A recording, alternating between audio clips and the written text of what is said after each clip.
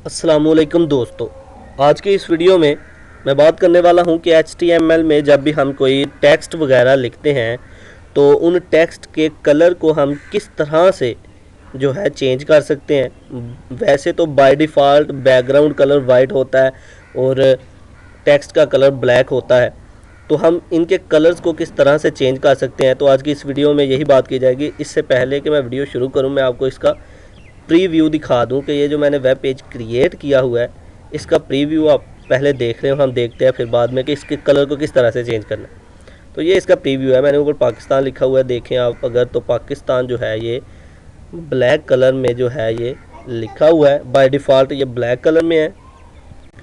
तो अब इसको किस तरह से चेंज करेंगे।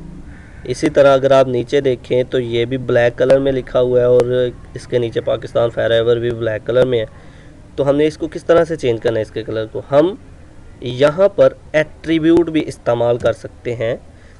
ये पाकिस्तान मैंने हेडिंग 1 में लिखा था, तो हेडिंग के टैग H1 के टैग के अंदर मैं एट्रीब्यूट स्टाइल का इस्तेमाल करता हूँ। इस स्टाइल एट्रीब्यूट का मैंने इस्तेमाल किया और कलर मैं देता हूँ इक्वल कोटेशन और मैं कलर इसको देता हूँ, मान ले कि मैं इसको कलर जो है रेड दे रहा हूँ। तो आप देखेंगे आप कि यहाँ पर जो है पाकिस्तान का कलर जो है ब्लैक से रेड हो जाएगा। मैं इसको पहले कंट्रोल S को प्रेस करके सेव कर लेता हूँ, या फिर आप यहाँ पर फाइल के ऑप्शन पे आके यहाँ पर सेव पर भी क्लिक करके इसको सेव कर सकते हैं। तो अब मैं इसके रिफ़्रेश करता हूँ तो आप देखेंगे कि पाकिस्तान वर्ड का जो है ना ये कलर जो है चेंज हो जाएगा, रेड हो जाएगा। ये देखें पाकिस्तान जो वर्ड लिखा हुआ था इसका जो कलर है वो रेड हो गया है। तो इस तरह से हम किसी भी फ़ॉन्ट के कलर को चेंज कर सकते हैं। स्टाइल का एट्रीब्यूट यूज़ करते हुए, इस्तेमाल करते हुए हम इसको चेंज कर सकते हैं। इसी तरह अगर मैं पैराग्राफ के अंदर स्टाइल एट्रीब्यूट लिखता हूँ और इसका भी मैं कलर चेंज करता हूँ, इसका कलर हम करते हैं ग्रीन।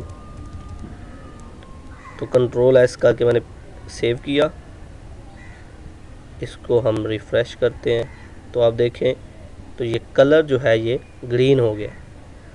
तो इस तरह से हम जो है चेंजिंग ला सकते हैं। तो स्टाइल के लिए हम जब CSS में जाएंगे उस वक्त हम बताएंगे कि किस तरह से हम प्रॉपर तरीके से जो है एक प्रोफेशनल तरीके से जो इसको चेंजिंग इसमें कलर्स में ला सकते हैं। तो ये वैसे एक पहचान दिलाने के लिए बात की जा रही है कि एट्रीब्यूट्स का किस लिए इस्तेमाल होता है।